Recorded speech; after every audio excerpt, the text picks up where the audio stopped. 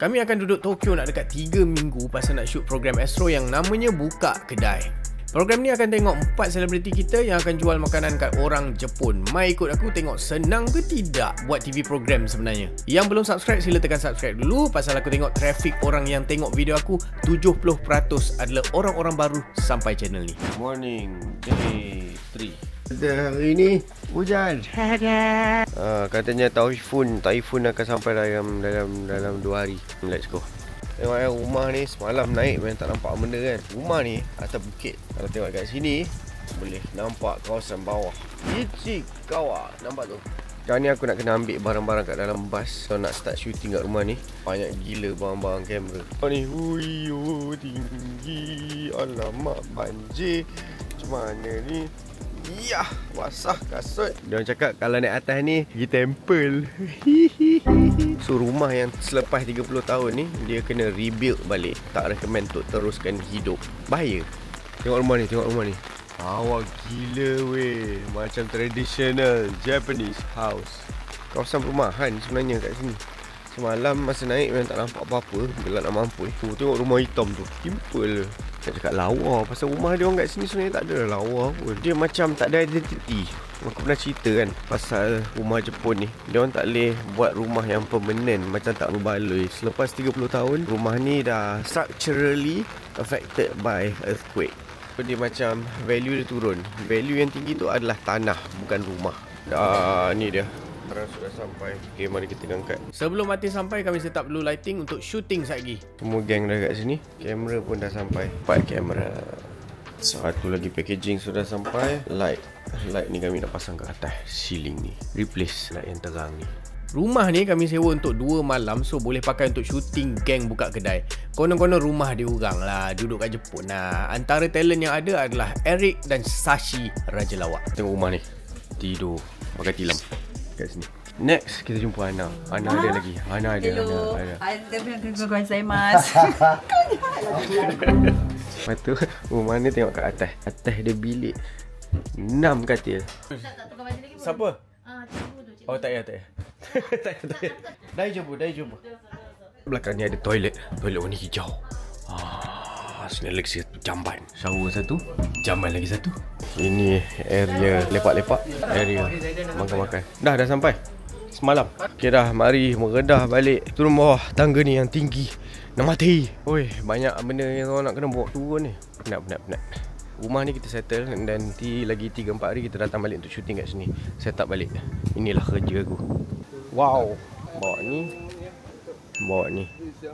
Okey, bas kami dah sampai. Mari loading ke tempat lain pula. Dan kita balik ke kitchen kita. Hari ni aku nak kena set up. Nampak tu? Korang nampak tak? Ada food truck warna hijau. Inilah kami punya food truck.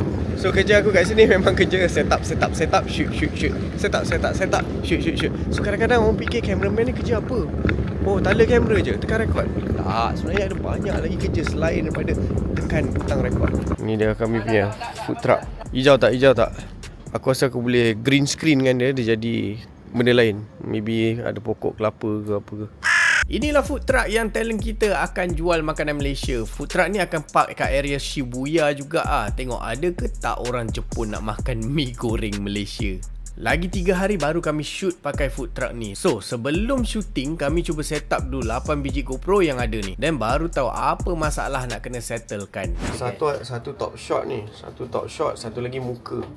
So muka ni sepatutnya kat sini. Sini ataupun sini ataupun sini. Tapi kalau sini memang depan mata lah. Try lah dulu. Kita letak dulu sini. Atas ni boleh suction cup. Okay kot, pasal tak bergerak. So kami dah habis settle setup. Ada satu GoPro kat bawah ni, and then satu GoPro sini, satu GoPro akan ada kat bawah ni, satu kat sini, satu Osmo Pocket kat sini, satu GoPro kat sini, satu GoPro kat sini. So semua ni actually ada wiring sambung ke power bank. So kita tak pakai GoPro punya bateri, pakai power bank. Kat atas ni pun ada 2 biji power bank. Ni 25,000, ni 25,000. Semua kabel ni kami kemaskan tape elok-elok. So bila dia keluar TV tak nampak pun betapa serabutnya kabel kat dalam ni. Kita orang set up awal, so on shooting day kita orang tak kelang kabut buang masa set up. So on shooting day kita pasang GoPro je and then kita roll. Tapi untuk hari ni kita akan cabut balik segala GoPro dan juga power bank. Cabling yang kita orang dah tape tu kita biar. So biasanya kalau korang tengok TV kan, bendanya dah jadi, semua dah set up jadi. Nampak senangnya shoot. Alah. Tapi sebenarnya hari nak set up, macam kita nak set up GoPro ni, kita nak fikir wiring tu masuk mana, jangan bagi nampak dalam kamera. Kamera nombor 1 tak boleh nampak kamera nombor 2. So dia macam benda-benda tu kena banyak try. Dia bukan sekali set up. And then tambah lagi macam wiring, tengok kabel cukup ke tak, power bank. Semua power bank ni pun kita dah fikir pada KL lah. Pasal kita dah dapat lukisan food truck tu. So kita dah tahu berapa GoPro perlukan satu power bank ke ataupun 2 power bank ke. And kita dah test pun dekat KL yang GoPro tu boleh tahan berapa lama kalau sentiasa biar on shoot. So benda-benda tu memang kena prepare. Apa yang kau nampak kat TV tu dia macam semua dah siap, tapi yang belakang tabir ni sebenarnya tak nampak. Ni aku belanja. Padahal semua yang GoPro set up dalam ni pakai lagi 3 hari, bukan esok pun. Mari kita set up kamera. Untuk program buka kedai ni kami pakai 2 stabilizer dan 4 kamera. Masuk hari keempat ni kami dah start shooting kat area dapur ni je. So semua talent practice resepi yang nak dijual kat food truck tu nanti. Kat dapur ni pun kami shoot tak ada cut. So aku plan beberapa hidden GoPro untuk tambah angle. Talents untuk buka kedai di Tokyo ni kita ada Nabila Huda, Shashik, Leona dan Eric. Kekecohan shooting dengan mereka ni memang tak tahu nak habaq. Tu dia letak kamera kat luar atas kerusi. Kenapa? Selalunya program TV besar gini involve ramai production crew. Ada assistant director, props man, producer dan assistant, dan ada script writer. Dan untuk awal ni kami ada 2 directors turun padang. Tu dia. Tu. Comel dia. Ini tak ada bunyi macam bunyi screen tu. Ha? Janganlah. Ini event terbaik tau yang kita dapat dari ladang. Ada bunyi macam van aiskrim kat Malaysia tu. Kau rasa tu ada?